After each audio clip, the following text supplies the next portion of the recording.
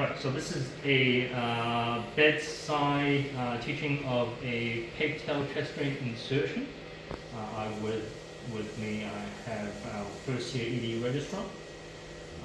And this exercise we're going to go through the indications and contraindications to putting in a chest drain, some of the steps and procedures and equipment that we need in order to successfully put a chest drain, and some of the complications. Unfortunately, we don't have consent from the patient because he's too drowsy. So what we'll do is I'll get you to go through all the equipment that we have in front of us, the steps that you're going to perform to put this chest drain in, any complications that you might expect and how to troubleshoot. From then on, we're actually going to put the chest drain in together. She's going to be the primary operator and I'm going to be the assistant. And I'll troubleshoot along the way. Unfortunately, once again, because we don't have consent from the patient, we won't be able to film that. Afterwards, we'll have a debrief session where we'll give some feedback and see how things go. All right, so do tell me, what are the indications for a chest drain and what type of chest drains do you know of?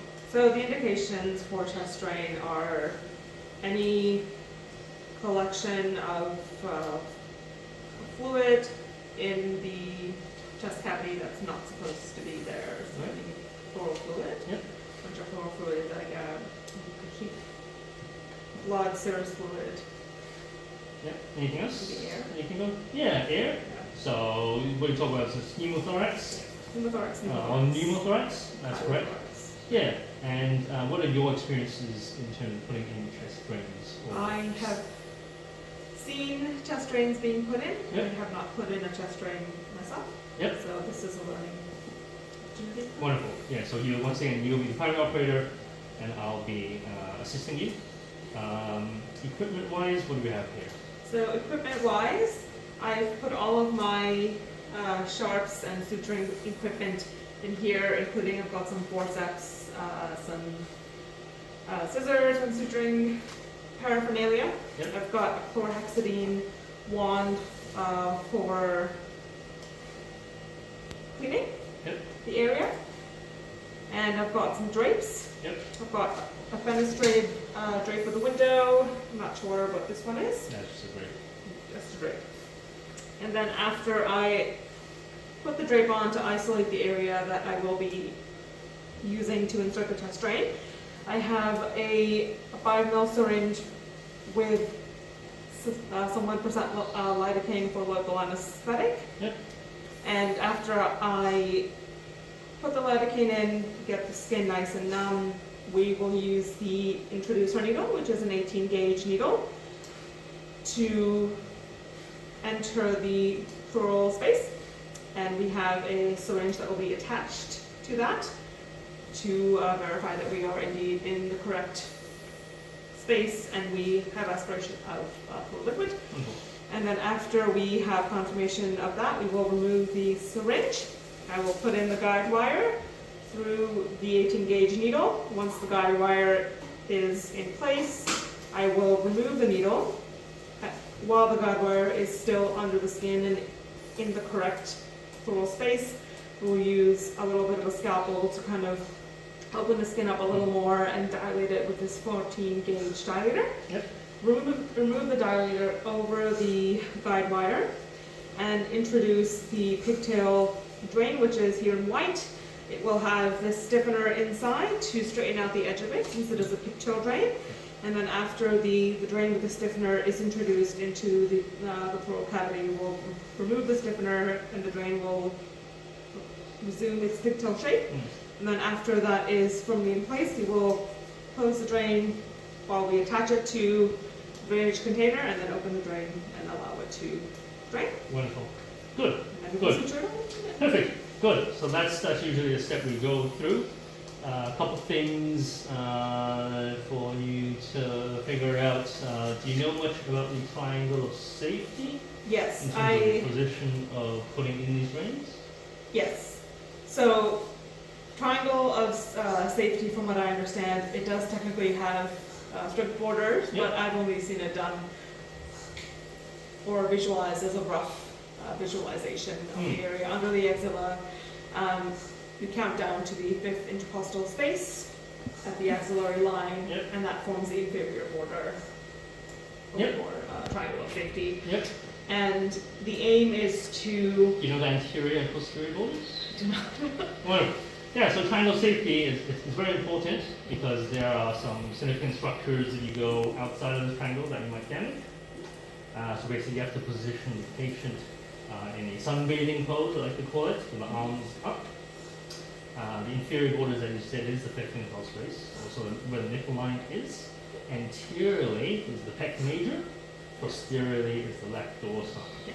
If you go too far below, if you're on the right side, is what we're doing, you might hit what structure? diaphragm of the liver. Yeah, the diaphragm of the liver. You definitely don't want to do that in someone who's diagnosed. Okay? And in terms of within the triangle safety, obviously there are multiple ribs. Where any specific sort of Yeah. So, target you want to go in terms of rib space? Or so between the two ribs Yeah, that between you two ribs. pick, Yeah. you want to go above or be below? superior to the inferior rib to avoid the vessel. Yes. Yeah, so Yeah. the neurovascular bundle Neurovascular bundle, yeah. is inferior, right? Perfect. So we've set everything up already. We'll go ahead. Now, one other tip. Could you pause that? Yep. Yep. Wonderful. So yeah, so we were talking about the triangle of safety.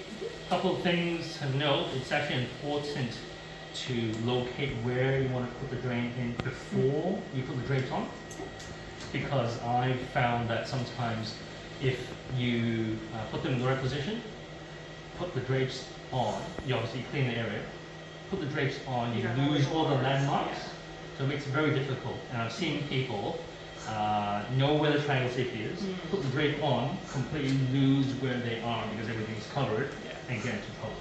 Right. Okay? Other things to do before we start, it's good to load this with the stiffener. That will get you to do that. Yep, so this is all the way in. Perfect. Good stuff. Are you happy to proceed? Yes. Alright, good. So we'll go and put this chest drain in. She's going to be first operator. I'll be guiding her with any issues, and then afterwards we'll do the So we've just successfully put in the pigtail chest drain in this patient's right chest. I'll go ahead and ask you, so we've connected to the underwater seal drain. Do you know much about the underwater seal drain and how it works? I do not. Well, okay, so this is the underwater seal drain.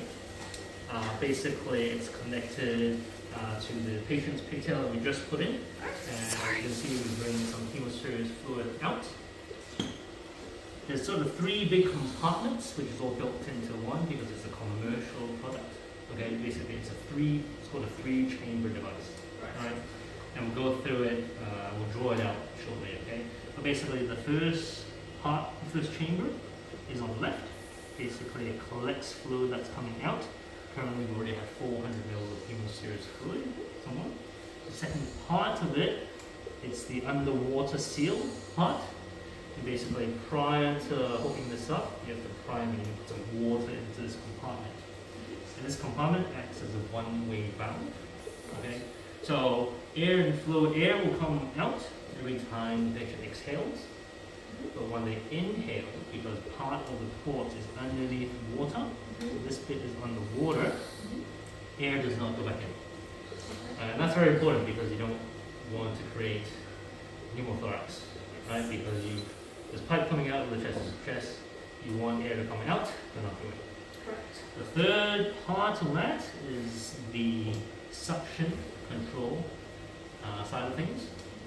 And basically this is the third chamber. So the first chamber is...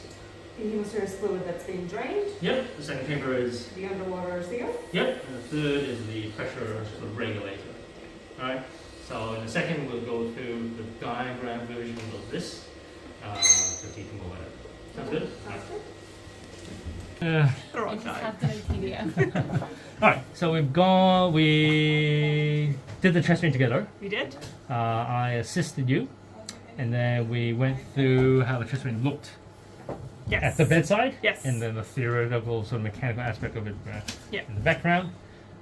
tell me how you felt during the chest drain. Mm. Do you think you did okay? You did poorly? Things that you didn't work out, complications? I think there were a couple of things that I would have done differently. Yep. So I was able to identify the location for the chest drain Yep. by using the landmarks Yep. provided and by the previous chest drain insertion site, which was there. Yep.